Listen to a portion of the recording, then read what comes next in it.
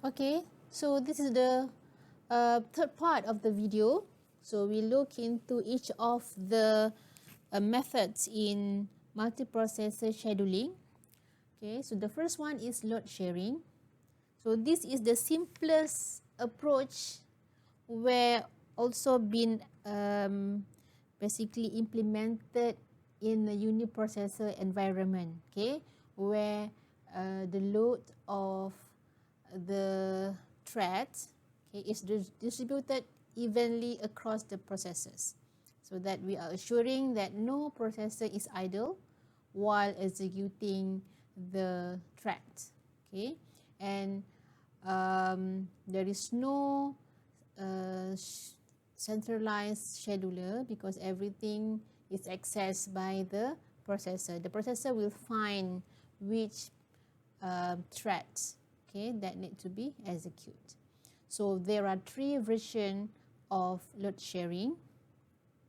Okay, so we have the first come and first serve, smallest number of threads first, and preemptive smaller number of thread first. So the first version is similar with the FIFO. Okay, as if you remember the one that we have in the uniprocessor scheduling. Okay, so it will execute until the completion of the threads. Okay, and the second one is smallest number of threads first. So this is where we consider similar with the SPN. Okay, so the processor will select the job with the smallest number of threads. Okay, so the one that having the smallest number will be execute first. But if the job having similar number of threads, so it will be selected based on first come first serve. Okay, so this is similar with the SPN, right? And the third one is the preemptive smaller number of threads first.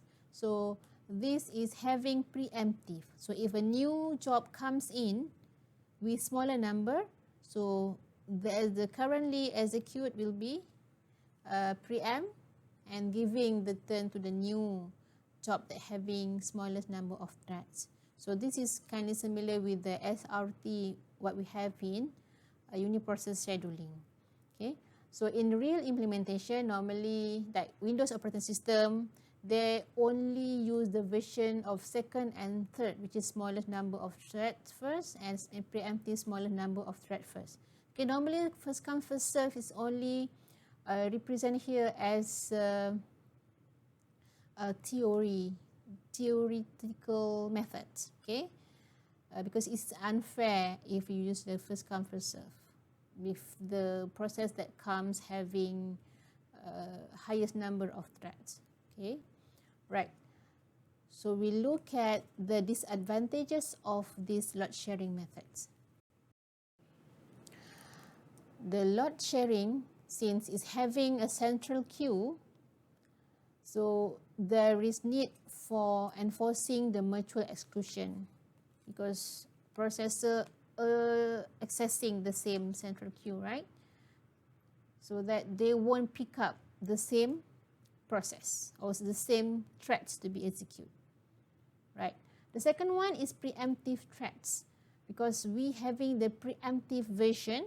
If you could remember the third method, okay, so the third version, so if it's being preempt when it's next to resume, so how you are because how the processor to ensure that now it will execute in which, is it in the previous processor or different processor?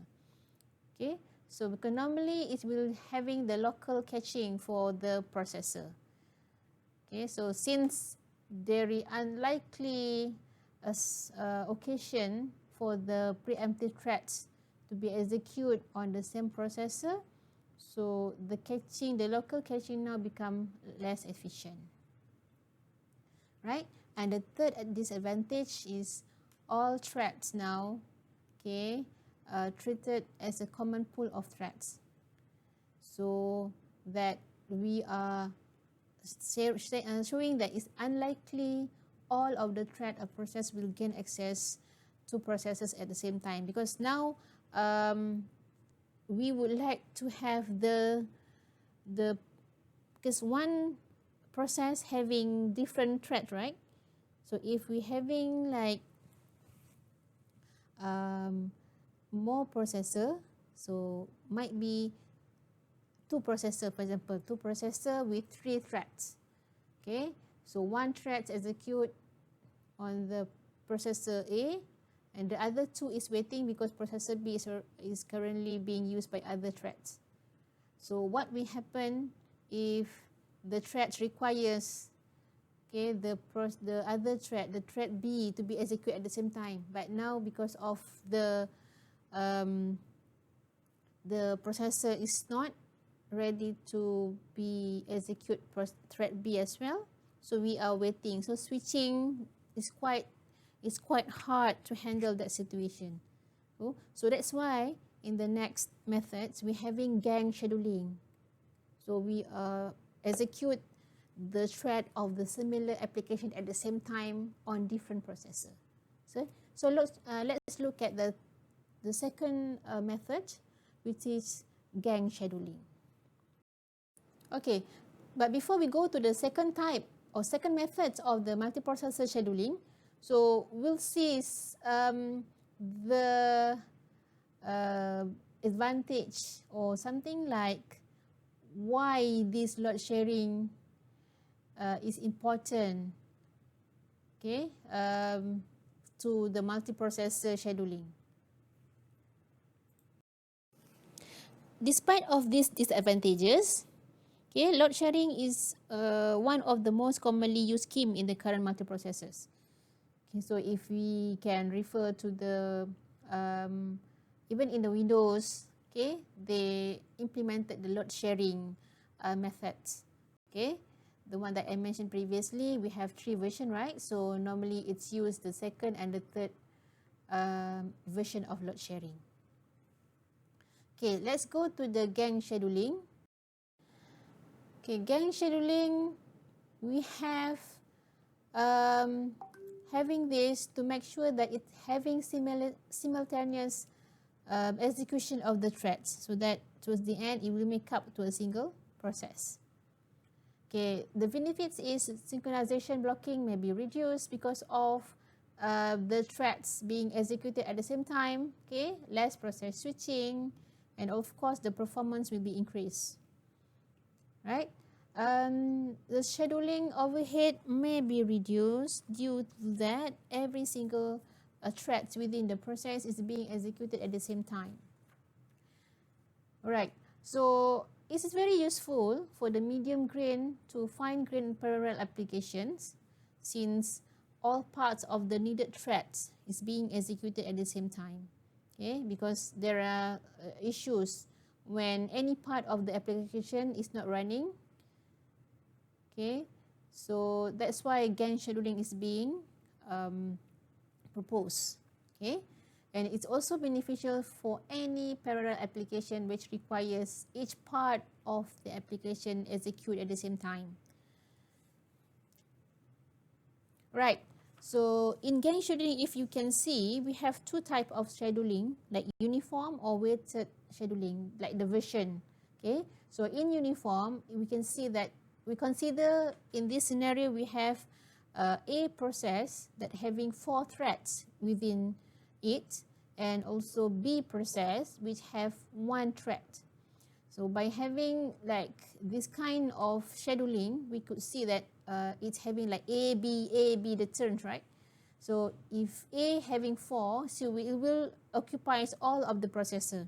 But B, if you can see, it only requires 1 processor because having 1 thread. So 3 other processors will be idle. So if it is good to have like maybe C, we have C process that having 1 thread, so we can execute B and C together, so that we will reduce the idle time of the processor. Okay, but if there is none, so we go to the second version, which is weighted scheduling. Okay, we are more because the the processor will be more favor to execute A compared to B. So if we can see in this comparison, the idle, okay, has been reduced. Okay, for the first uniform scheduling is having 6 idle time for the processor, while in weighted scheduling we could have only 3 idle processors. So it will reduce somehow when we use weighted version of scheduling. So this is gang scheduling. Next is dedicated processor assignment. Okay, gang scheduling, we have, so this is the third types or methods in multiprocessor scheduling, okay, which is dedicated processor assignment. Okay, each thread is assigned to a processor that remains dedicated to that thread until the application runs to completion. So this is like a dedicated, see, because the keyword is dedicated, right? So it's dedicated to that particular threads. Okay, if a thread of an application is blocked waiting for I/O or for needed for synchronization with other threads, so the threads processor remain idle because there is no multi-programming of those processes. Okay, so you need to wait for other threads to be complete or might be having the output to feed to that particular threads. Okay, so to defense of this strategy, because in a highly parallel system with tens or hundreds of processors, processor utilization is no longer so important as a matrix for effectiveness or performance, because now we are more looking toward the fast or the response of the application. Okay, so the total avoidance of process switching during the lifetime of the program should be result in a substantial speed up of that program. So although this dedicated process assignment is not highly utilized the processor, but it's having this, it's able to speed up the execution of the program. So it really helps for the user response time. Okay. The last method is dynamic scheduling, where it's permit the number of threads of a process to be altered dynamically. So meaning if that current process that arrive is having less threads, so then we can adjust, okay, the load in order to improve the utilization of the processor. So in this method, both OS and application are involved in making scheduling decision, so that it will able to fulfill the dynamic allocation. Okay, so the scheduling responsibility of the operating system is primarily limited to processor allocation. So it's basically deciding which threads to which processor, so that it will basically improve the utilization of the processor. Okay, so this is the multi-core scheduling. So as we know that most of the contemporary operating system that we use now, like Windows and Linux, has used multi-core technology. So they usually thread multi-core system similar as multiprocessor system. So meaning we can execute more than one thread at the same time. Okay, so basically normally in multiprocessor we are more focusing on the processor. Okay, so you want to make sure that processor is busy by load balancing, where threads are evenly distributed among the processors. But however, in multi-core, it's having different architecture. So actually, in order to having the good performance, we need to maximize. Okay, so actually we need to minimize the access to of chip memory. So, okay, so we need to minimize the access. In order to minimize, so we have the use of cache. Okay, however, by having cache, that sharing with other core, okay, but not all of the core, it's some of the core, it will complicate because of the thread that we are executing will be spread all over the core. Okay, so let's see the example of AMD Bulldozer architecture where we have core 0 and so core 8 in total. So core 0 having its own L1 cache. So I'm sure that you're having the idea of what is cache, L1, L2, L3, the one that you have learned during your COA class. Okay, and then core 1 is having each of the core having its own L1 cache, and then core 0, core 1 sharing L2 cache, and so on. So by having this architecture, so if threads, for example, one process having two threads would like to execute at the same time and they are need to communicate with each other and then passing value, and then share resources, for example. So core 0 and core 1, if the thread would like to execute, it need to be something like having the sharing of the cache. So L2 cache will be the one that is recommended. Okay, so the thread should be in thread 1, thread 2 should be in the core 0 and core 1, for example. So if it's scheduled to be in core 1 and core 2, so it's hard for them to exchange the value because it's having a different cache, okay, different physical cache, right? So this is the idea of having the multi-core scheduling. So it basically similar what we have in the multi-processor scheduling, only that you need to consider the architecture of the multi-core itself.